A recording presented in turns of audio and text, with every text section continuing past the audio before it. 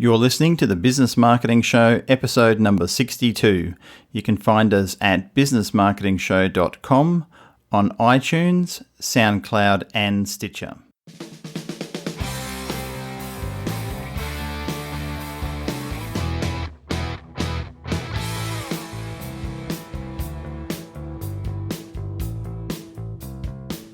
Hello and welcome to the Business Marketing Show. We are back now for 2017. We've had our break over Christmas and New Year's, and this is the first episode back for 2017. And we are going to be talking about marketing tools and strategies that you should be focusing on for 2017 and what's working for us at the moment with our clients. So welcome to Brendan Tully from the Search Engine Shop, my co-host on the Business Marketing Show. How are you, Brendan?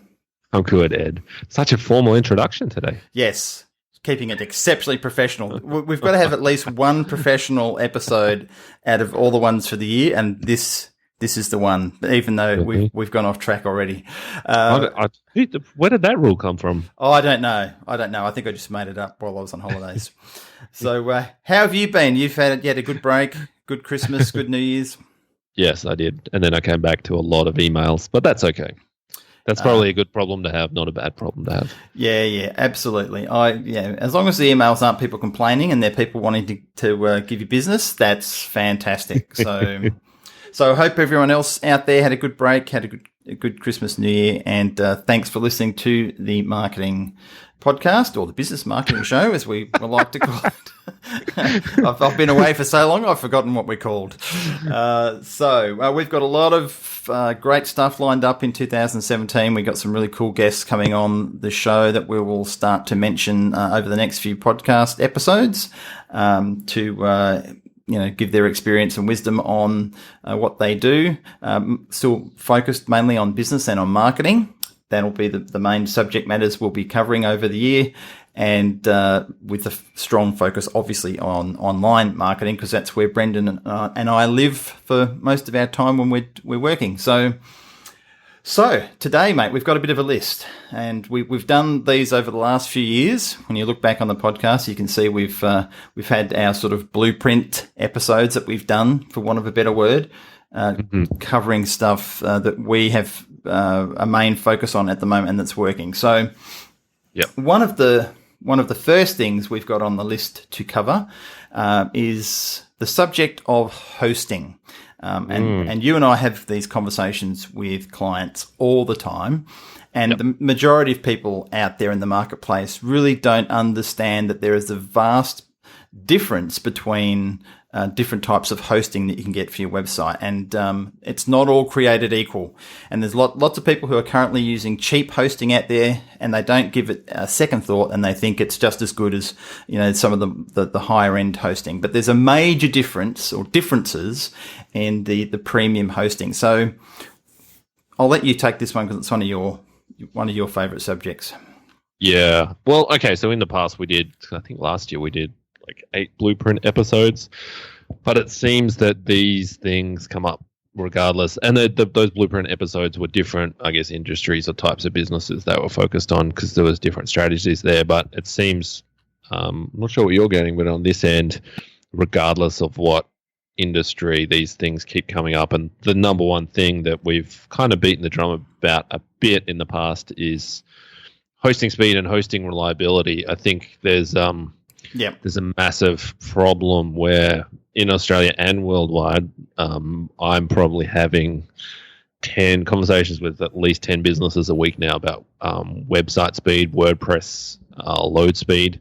And I think it's partially because people are doing more stuff online, and also internet connections are getting faster all over the world, so it's really noticeable when a website loads slow. So I guess at the fundamental layer, everything you do online with your marketing sits on top of your website hosting, and like you don't need to tell people that if a website's slow to load or it's buggy or it's kind of half loads or whatever, they'll lose patience almost immediately in less than 5 seconds and click away and go elsewhere. So we're seeing this problem where hosting companies, so a basic hosting account with GoDaddy or Bluehost or Crazy Domains or somewhere, $5 or $10 a month, but the only way those companies make money is by stacking 10,000 websites on a single server. The problem with that is that the whole thing crawls, like the websites are taking 5 or 10 seconds to load. So that has an on-stream effect that affects everything else. It affects the Google rankings because Google have said that faster websites rank higher, or slow rank. Well, probably more accurately, slow websites don't rank as high.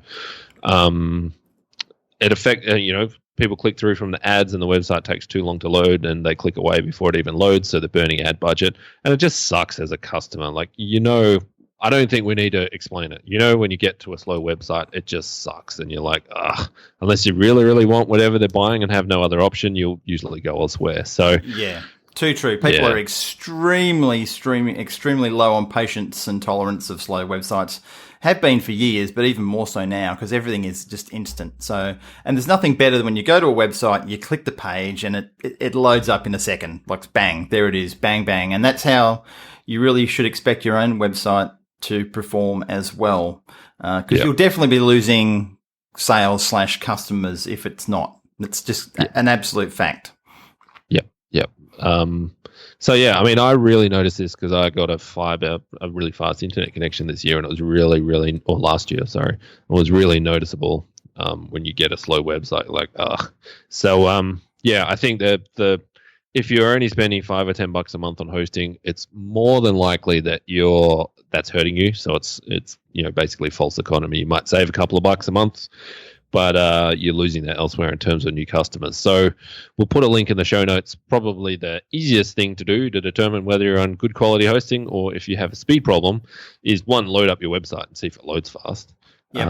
But for a bit more scientific, if you go to, there's a speed test at tools, so TOOLS, tools.pingdom.com, pingdom.com. Yep. Stick that in. It's got a couple of different, I think they have 5 or 6 test locations, different countries. So if you're in Australia, there's an option there to test it from Melbourne.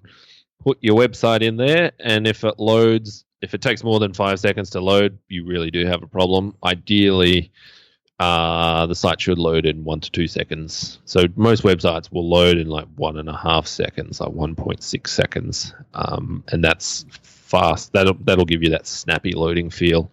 If it's more than 5 seconds, then you'll have that, I'm waiting for this to load feeling, and that's definitely a problem. So yeah, definitely a good idea, because that will isolate because you may have a slow internet connection that is the cause of the website loading too. So to completely eradicate that as a possibility using something like Pingdom, it's coming from their system and giving you lots of data and examples of what needs to be improved or fixed or where the bottlenecks are. So fantastic tool, great tip.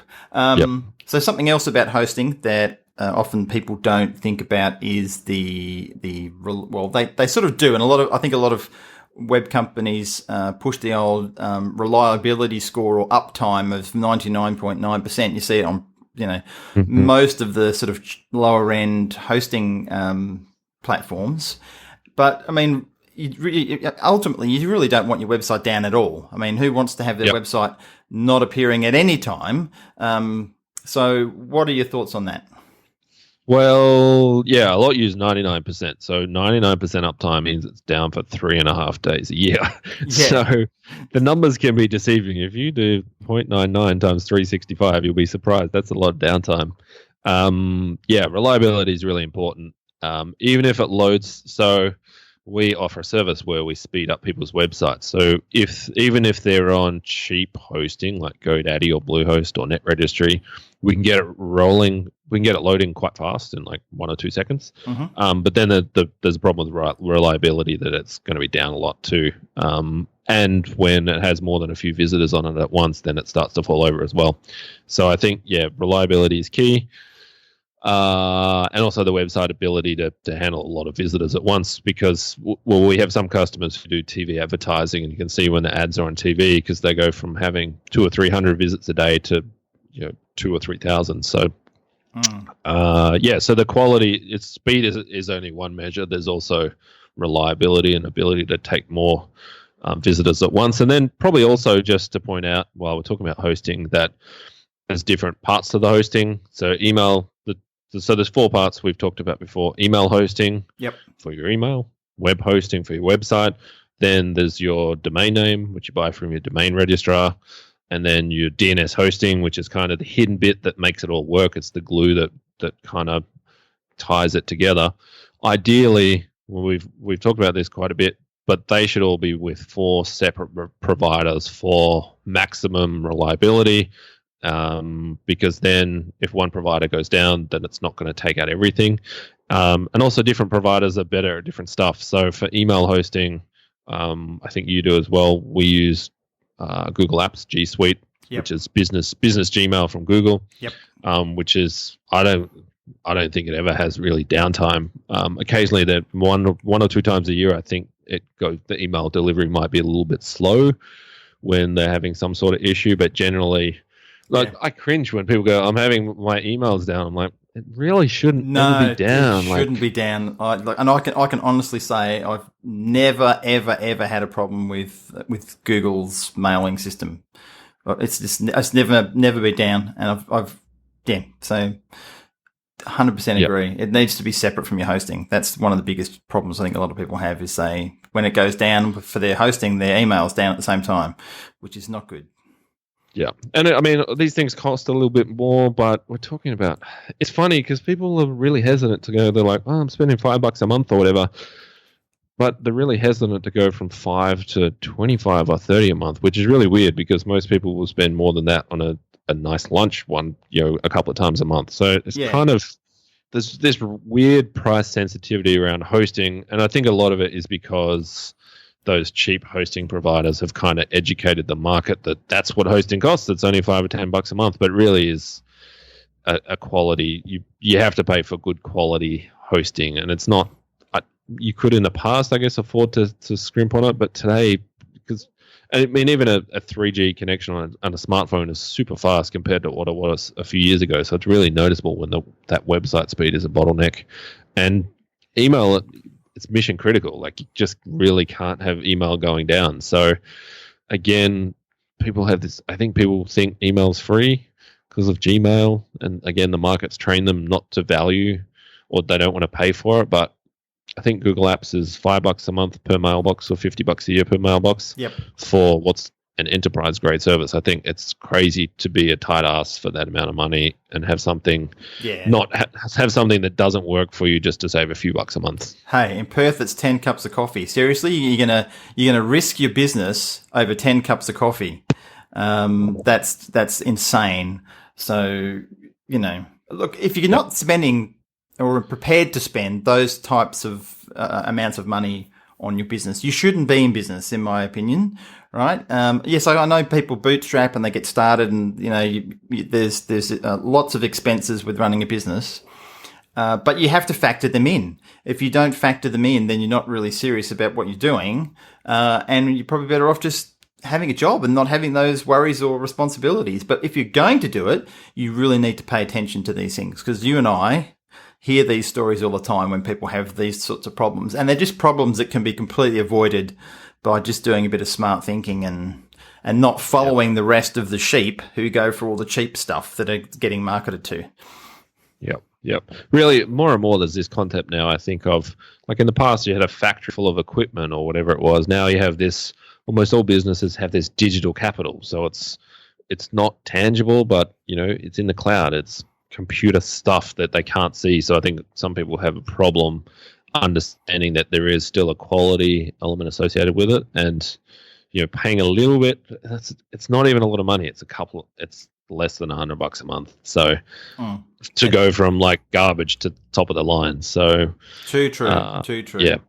And the other thing with hosting, which is a big one, and we've covered this on an episode about backups before, is making sure that the service you use has a decent backup system itself, and we're talking internally within the same hosting platform, but also using a third-party backup system as well. I'm pretty sure you do as well, but I go to I wouldn't say to the extreme, but I take the extra step of not just trusting the backups that our sort of higher end hosting companies provide that we deal with, and I'm getting my hosting through you. But we also use an external backup system for that. But we also use an external backup system for backing up our Google Suite as well. Mm-hmm. Yep. Because I don't trust any company, no matter how good Google is and how reliable they have been and all that sort of stuff, I still want to have a fallback position where if something did happen and for some reason Google lost all of my email, I've got somewhere I can go back to and recover it very quickly.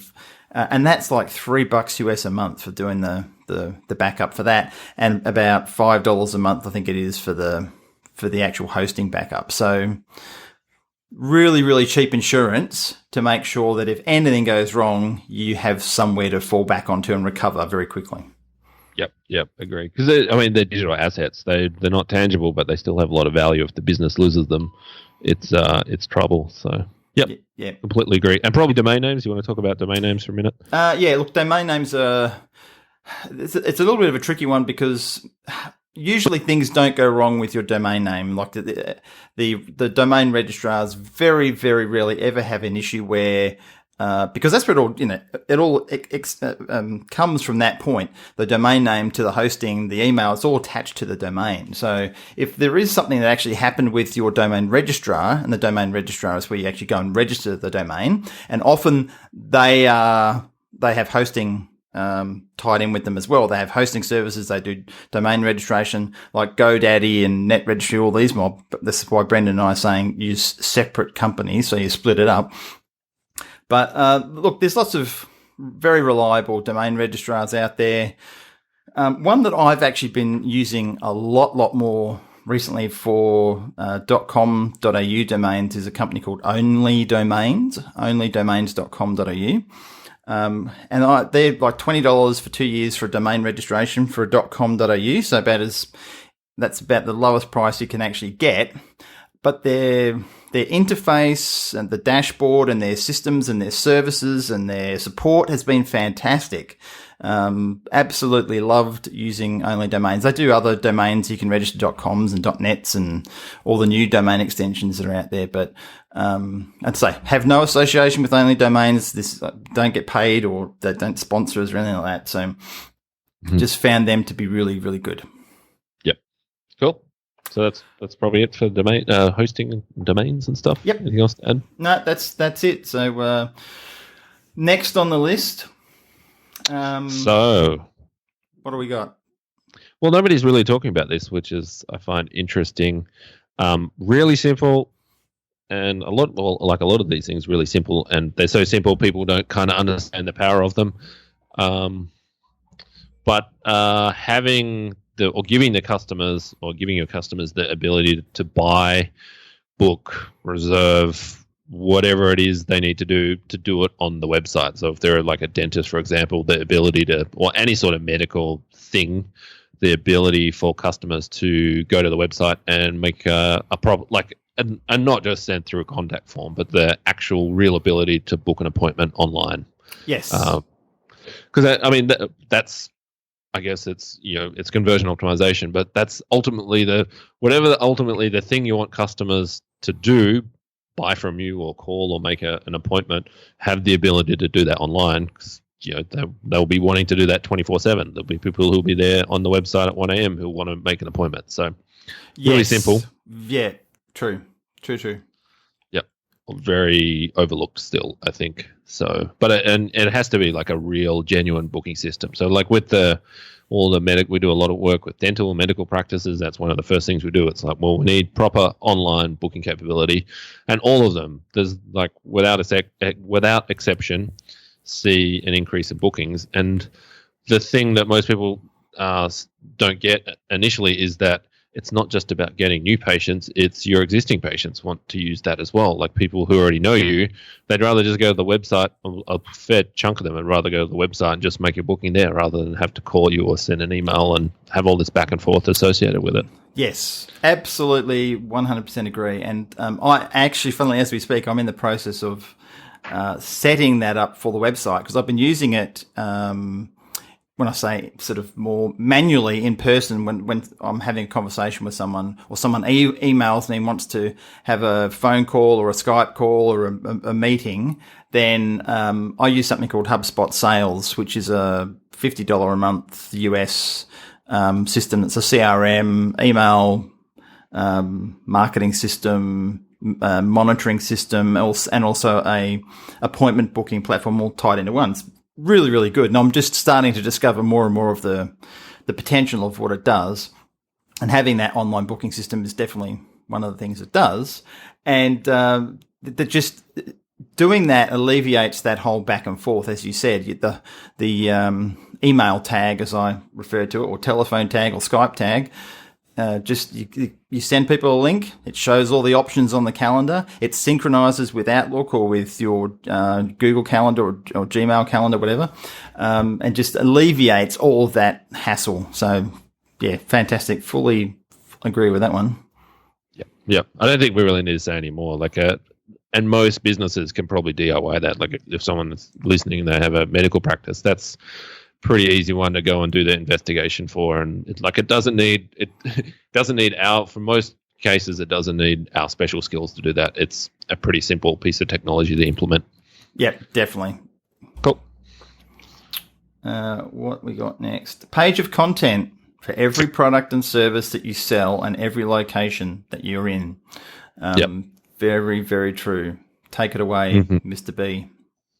Pretty simple. We probably talked about this one before as well, but this is how it's super technical. Our number one Google ranking strategy for our SEO clients is to get a page of content on the website for every product and service they sell and every location they're in. It's it's not magic. Google, you can't show up in Google for something you don't have a page about. It's pretty fundamental.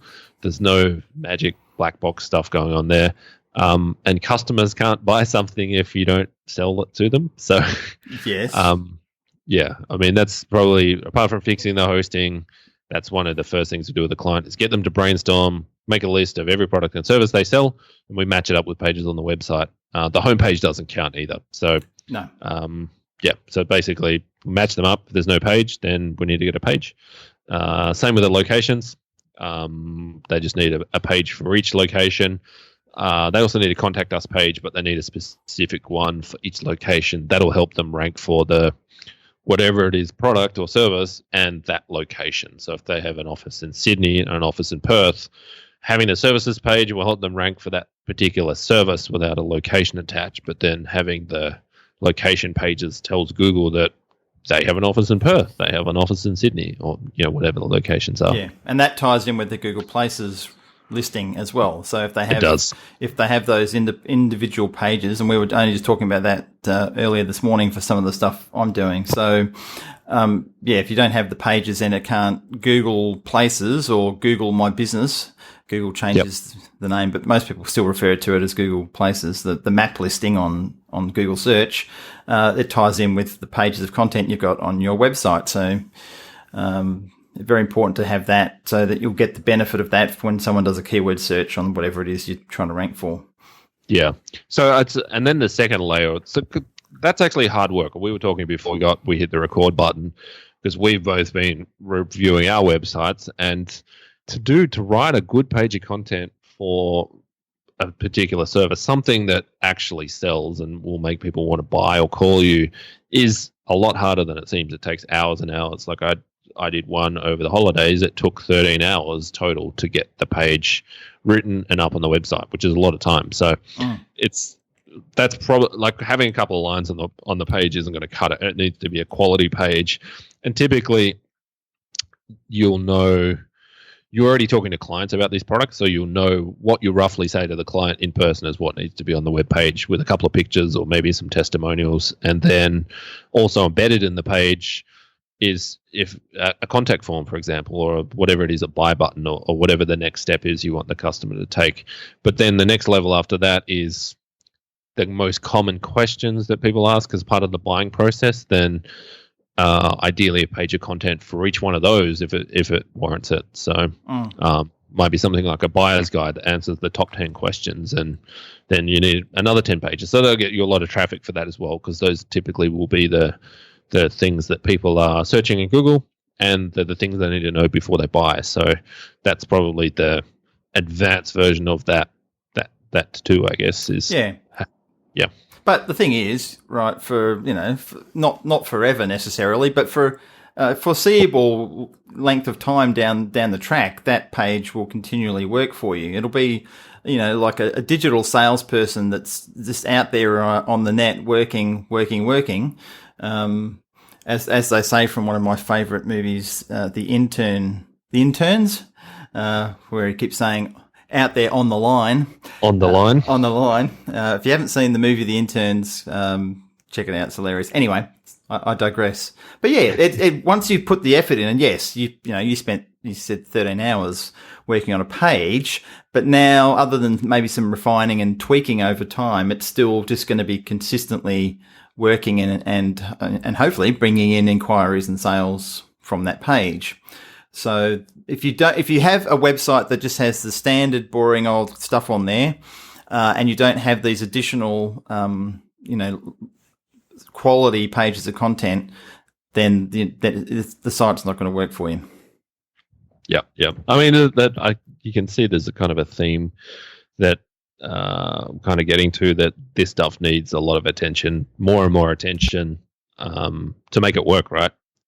It's not something, not like in the past, it was very set and forget, where you built a website and then you forgot about it for 5 years. But the market's absolutely changed, and the approach is going to have to change. But none of this stuff is hard. Like, there's nothing. So the three things we've gone through so far they're not really hard to understand or grasp. It's very logical. You do this, you get this result, and there's no gray area. It's a fast website is better. Like, there's no arguing that these things absolutely work and that will get you more customers. So, but the thing is, you need to be on them and they need constant attention. It's not, I guess, as a business owner, you have to be mindful of them now all the time. You can't just, it's not like the old days where you paid for a Yellow Pages ad. You saw the Yellow Pages guy once a year and then you saw him 12 months later. It's that style of marketing and sales just doesn't work anymore. So yeah, I'm pretty sure there's a lot of people would love it to go back that way. I know, right? Because their life was a lot easier back in that era when that was all they had to think about. That was their marketing efforts for the year. And for a lot of businesses, that was it. It did it. So there is always the argument: is are things better now with the internet? It's certainly harder for small business. I think there's a lot more they've got to. They're juggling, many balls in the air trying to get this stuff to work now. So, But the upside is, right, like if you give it the attention, it's going to be a marathon, but if you give it the attention and you do the work, then it does work. Yeah, absolutely. It just keeps on ticking over and paying for itself. And every time you add a page of content about a specific product or service, that's another salesperson out there working for you. So having that discipline to put it out there consistently. And I always get asked, how often should we put content up? And I say, well, as often as you can. There's no limit. You could have 50,000 pages of content on your website. It doesn't matter. It doesn't necessarily all have to be indexed on the menu page. It could be sitting there behind that it gets found in the search engine. So people come into your site from whatever that page of content is. I think people mix the two up. I get this a lot. I don't know whether you do as well, Brendan. They get concerned that if they have all these pages of content, that they're going to have this really complex navigation system on their website. And I'm saying, well, you don't have to do that. You can still just have your core things listed, and then you can have a link to articles or your blog posts. So. Yeah, and I mean, not all of them have to be public either. Like, we have a lot of clients who use the website as an education tool. They might be on the phone to a client. I do it too with a podcast. So I'm on the phone to somebody explaining something, and I'm like, okay, we have a page. I'll just send them the link here. Go listen to the podcast, or here's a page that explains it much better than I've explained it 100 times before. So now we made a page on the website that answers that question. So. Yeah. So just to be clear there, so people understand, when you say it's not public, you mean it's not indexed by the search engines, or you actually have a password to get into the page? Well, we have all of those, actually. We have pages that aren't in the navigation, but they'll be findable in Google. Yep. Then we have pages that aren't, that they're kind of information pages for customers. And then we have some WordPress training videos. I think need just a basic password to get into. So yeah, okay. So and you can take that further and have a membership site where there's specific content for people who've paid, etc. So okay. So look, yeah. So there's all different ways you can use content, but the point we're getting at is you have to actually put it out there. You've got to get someone else to write it, whatever the scenario is, but you really need to get into the mindset of it's a consistent thing that you have to do, because your competitors are, and content and quality content is the thing that's attracting business through organic traffic. So if you're not having that as a major focus for your business for 2017, your competitors will start eating your lunch. No two ways about it. Next. I'd like some lunch. I'm hungry now. Yes. Talk about eating lunch. Okay, so next one. Reviews. This is one that we probably in the last 6 months has just become so important. Is managing your, I guess it's called reputation management, but basically managing your reviews online at a minimum, monitoring them. So if someone says something bad, which is inevitable, there's going to be one customer that is going to have a less than optimal experience. So you are going to get a bad review at some point in time. That's not really a problem if you're managing the reviews effectively. So because one of the things we do when we take on a new client is Google their business name to see what is in the search results. So quite often, because most people don't do that. So quite often the website ranks number 1. They'll have the maps listing, and then like in position 3 or 4, there'll be a website with a bad review and it says a 1-star rating in the search results, which doesn't look great. So it's really important to be ahead. And on Facebook pages as well, people just going nuts reviewing businesses on Facebook pages. So having, at a minimum, monitoring all the properties that you're listed on online where people can put reviews. So that would be Google, Bing, Apple Maps, Facebook page, and probably Yelp. Those would probably be the basic ones. And then having a strategy to get more reviews on an ongoing basis so that when you do get a negative review, it's one negative review out of 100 rather than just one negative review and 0 other positive reviews. Yeah. So we've got that scenario playing out right now with a new client that came to us the other day. I can't say who they are and what the story is, but they've received some really bad negative press, and it hasn't just been on review sites. It's been in publications like The Age and the Sydney Morning Herald, and there's been articles that have been written about them. Nothing that has actually been proven yet, but it's been, the thought's been put out there. So in the scenario where you've got lots of negative press on other websites that you have no control over, like newspaper websites or major blog sites, how do you deal with that? How is it when someone does a search on that business name and the top 2, 3, 4 articles or listings are from those types of sites? What is the best strategy to deal with those types of scenarios? Yeah, that's a bit of a more complex one, right? At a minimum, having the properties around the web, like on those important sites, claimed.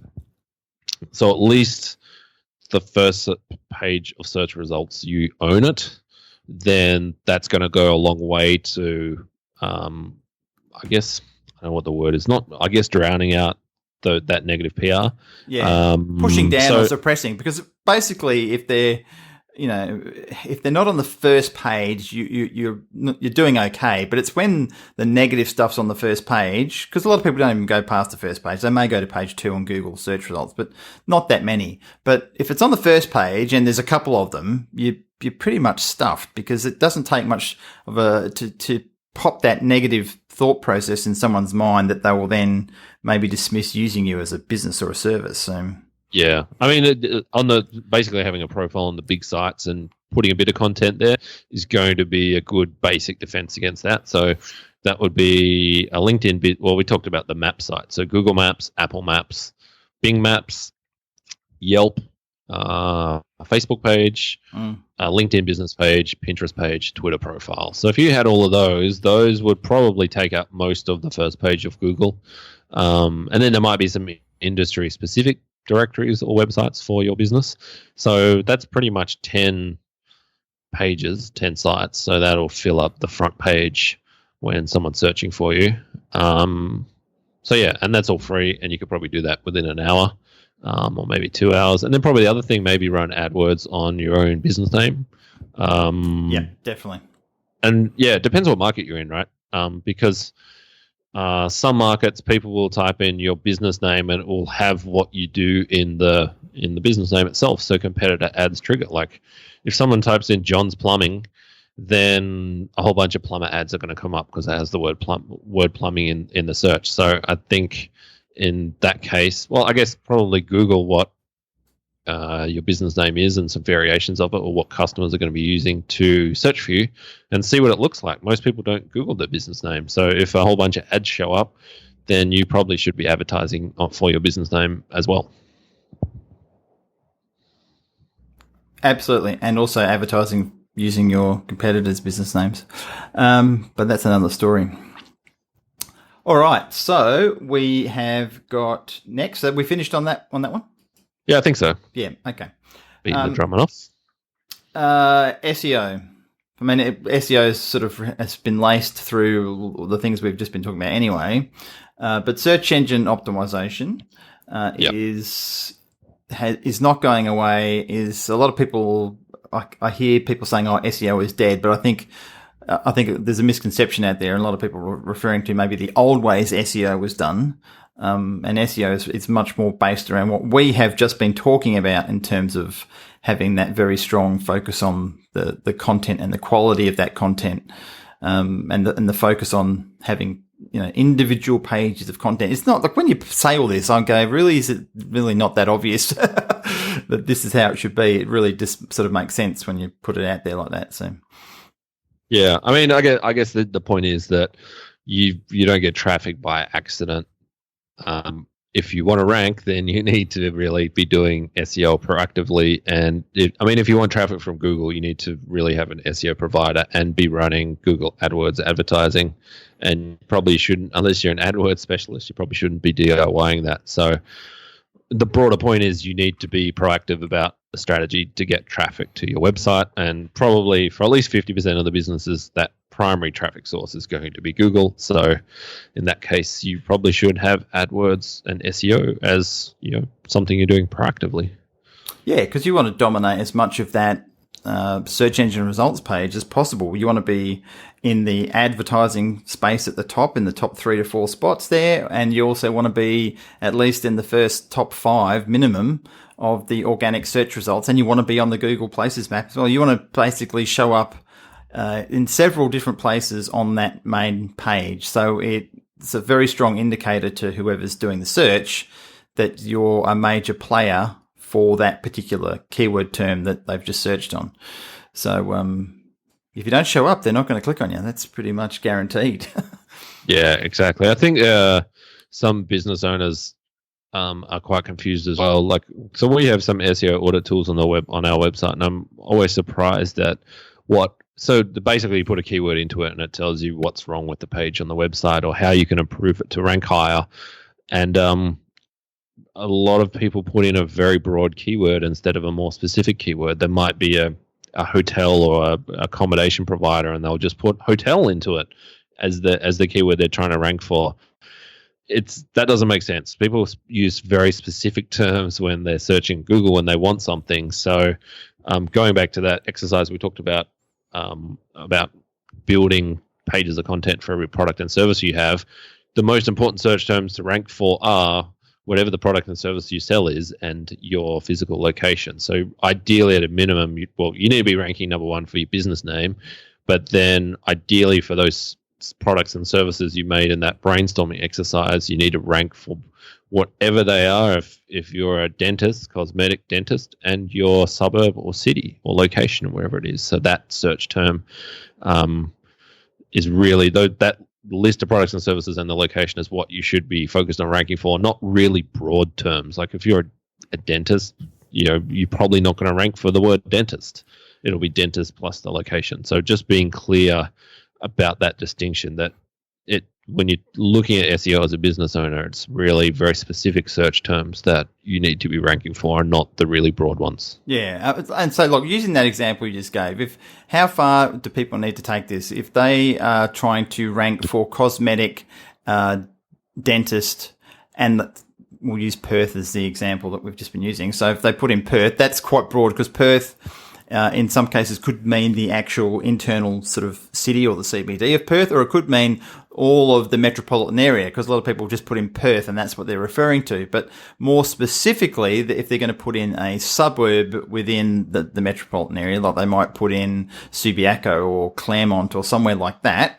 So would you recommend that they have a page of content, if they service those areas, obviously, that they should have a page of content about cosmetic dentistry Claremont and cosmetic dentistry Subiaco?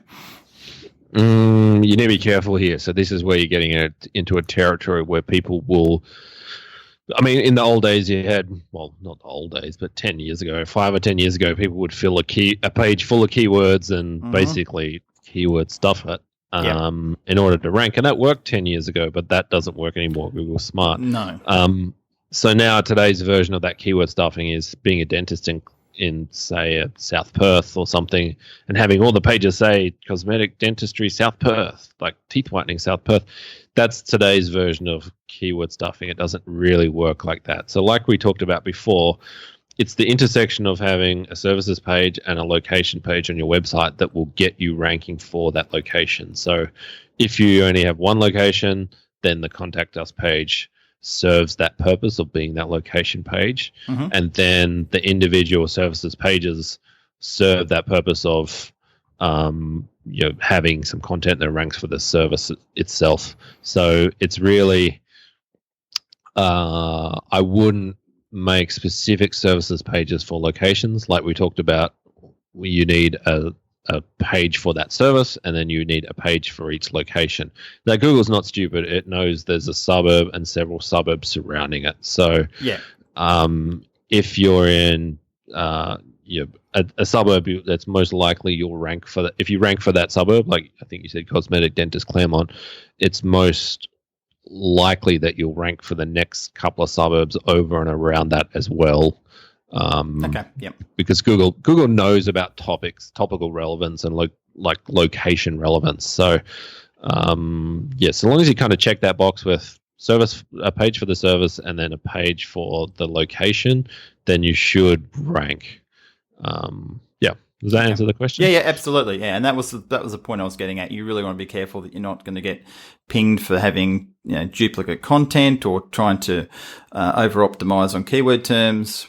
All those sorts of things. So, yeah, and probably like important things as well as having the address on the website, because Google needs to understand where you are. So without the address, Google doesn't know. It uses all these things as signals. There's no I guess it's not a black and white where you do this and it definitely works it out. I mean, Google isn't some sort of god. They're trying to mimic what human behavior is. So they're trying to get as close to what a human person would be able to do, and they're just trying to do it with an algorithm. So if you don't have an address on the web page, a person isn't going to be able to work out where you are, so therefore Google won't be able to work out where you are. So ideally, contact us page has the address, it has an embedded map, it has your phone number and email address, and probably the footer of the website should have that as well, so it's on every single page. So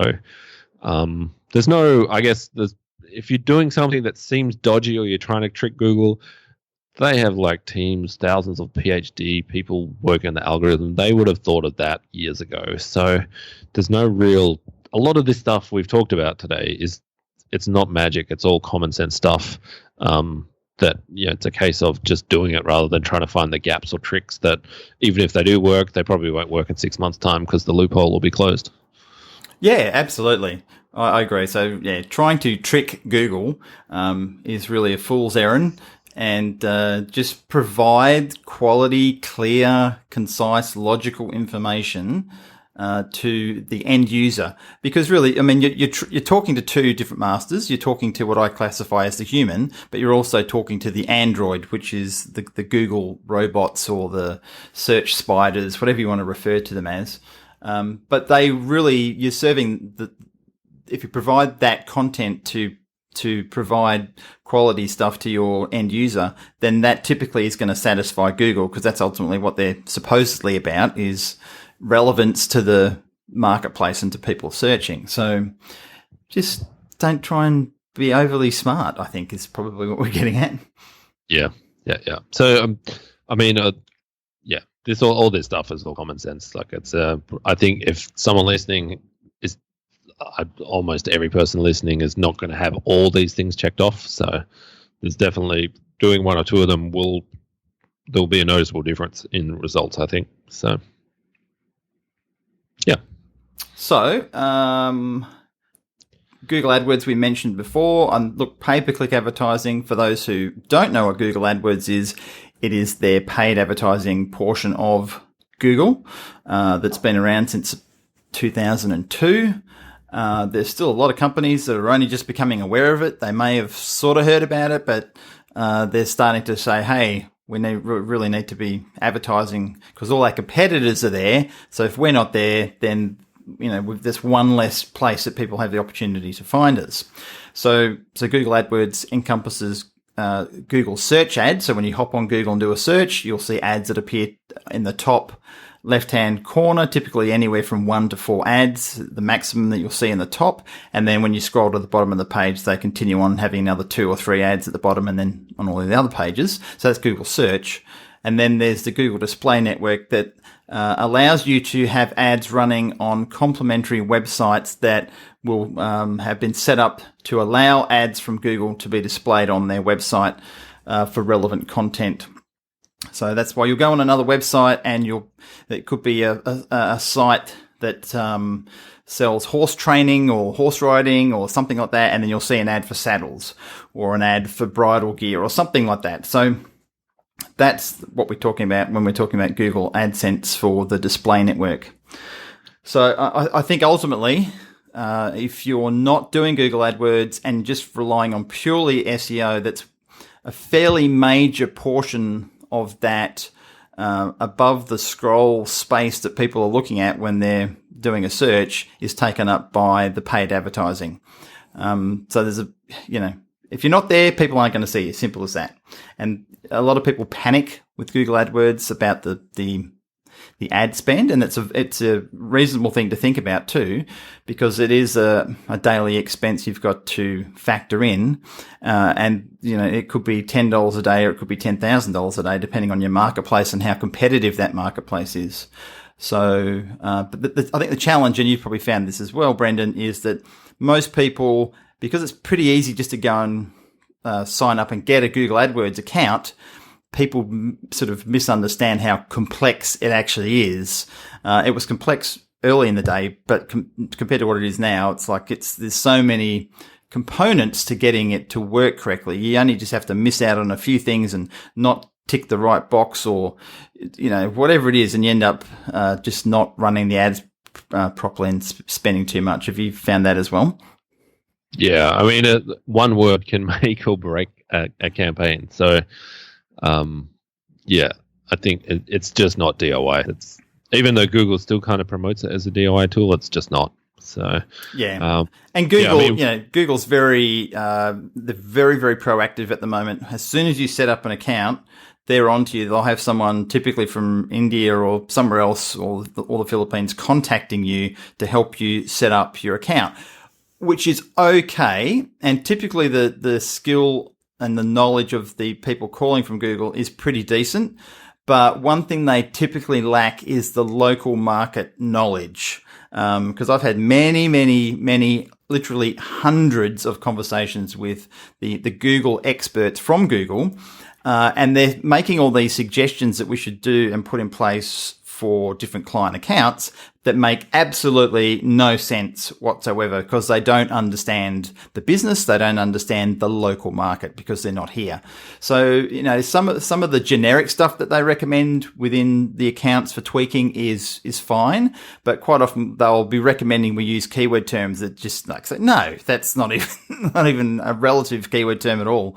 So you've really got to be careful that if you're going to do it yourself, you need to spend a lot of time educating yourself. And we're talking, many, many dozens of hours worth to get skilled up professionally to use AdWords, in my opinion. So, otherwise you're just going to end up, paying idiot tax and spending lots of money on ads. The Google tax, right? That's it. Yeah. Yep. Well, I just had a call, like 15 minutes before we jumped on this call, and just with that advertising, because a lot of people don't want to pay for traffic or clicks or whatever, and they're a bit scared about, because clicks are free, right? So there's a bit of a negative mindset about paying for traffic. But just forgetting about the online bit, just at the basic fundamental business level for a minute, because I explain this because we advertise for hosting in AdWords, and we're paying $20 to $30 per click for hosting related terms. Whoa, that's chunky.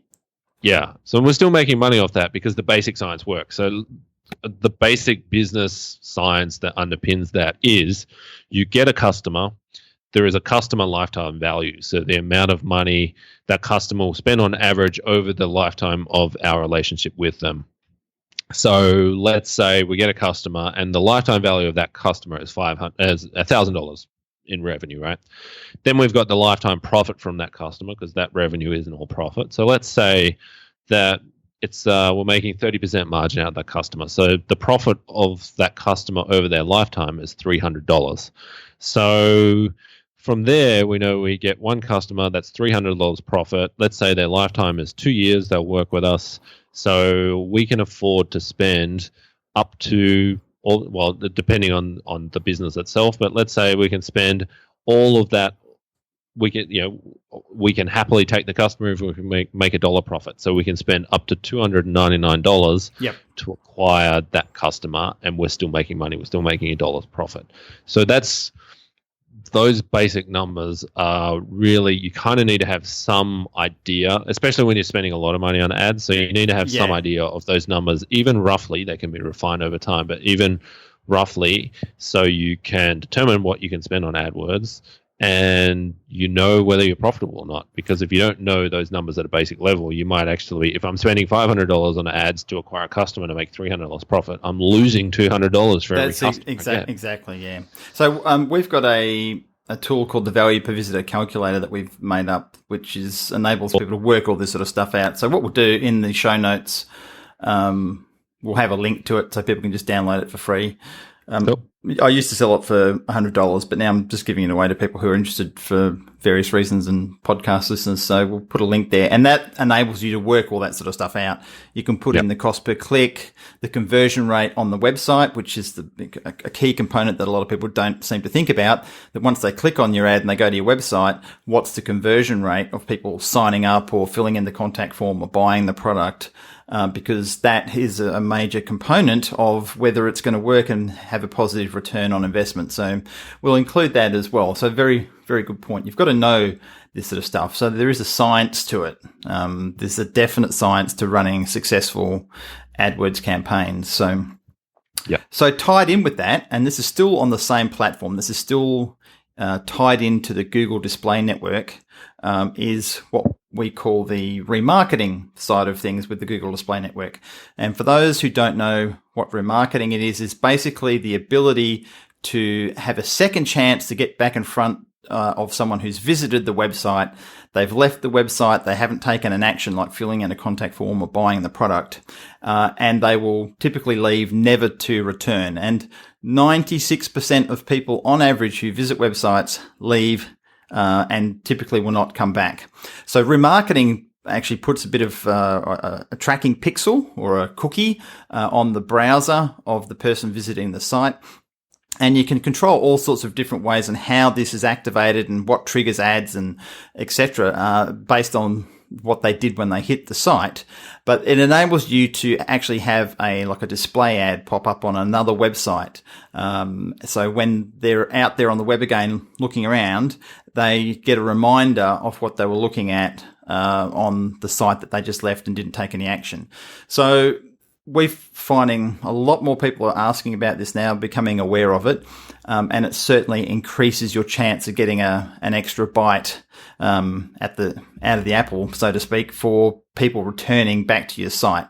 So remarketing is something definitely to consider, and it's very inexpensive in terms of cost per click compared to Google AdWords search advertising. We're finding typically it's sort of 1/5 of the cost of what it is. So remarketing, I think, is definitely a much more important part to consider now with paid advertising. Yep, absolutely, totally agree. Also, it's for businesses that have some sort of seasonality. It can also be very powerful because you can tag visitors and then run ads to them again in 12 months or whenever they're ready to buy again. Or if they have some sort of consumable component where they need to, buy a new toner in 6 months for their laser printer or something like that, you can run ads to them around about that time. So yeah, a lot of different ways it can be used on a lot of different ways. You can slice and dice it, right? Yeah, absolutely. And remarketing is a service you can use across social media through Facebook. They do basically exactly the same thing. So someone comes to your site, then when they're on Facebook, they will see ads appearing from you in the remarketing format from Facebook. So, and we haven't talked about Facebook. I mean, it certainly is another viable strategy, massively so. And some businesses are better suited to Facebook than others, but again, it's another pay-per-click side of things. We're not talking about doing social media marketing per se. We're talking about doing social media advertising. So, I think pay-per-click in general is definitely something that people need to look at doing. If they're not doing any of it at all now, they need to start doing something because they're going to be missing out on business. Yep, totally agree. So we agree on a lot of things, Brendan. That's very, very good. We do. Absolutely. Well, I think what else? I think we've got to the end of the list. They're the core things, aren't they? They're the things that we're doing in our business and for our clients. So that's where we say to have a focus for the upcoming 2017. If it disappears as fast as 2016, next thing you know, we'll be having this conversation about 2018. So yeah, totally. But yeah, I mean that could be easily 3 months worth of work to get that nailed if you are going at a pretty steady pace. So there's a lot of stuff there, and there'll be one or two of those things will make a sizable shift in results, I think. Hard to say. Different businesses, different points are going to have an impact, but I think out of that there was like 5 main points there or 6 main points. So one or two of those are going to cause a sizable shift. It's very hard to say up front which one, but definitely it's kind of like a checklist for almost any business today. So yeah, fantastic, cool. All right, well, thank you, sir. Good to get the first episode off the ground for 2017. Thank you for listening to the podcast, and we look forward to bringing you some awesome guests over the coming months. So stay tuned, and thanks for listening. Cool. Thanks, mate. Cheers, Brendan. See you, mate. Bye. You've been listening to The Business Marketing Show. You can find us at businessmarketingshow.com, on iTunes, SoundCloud, and Stitcher.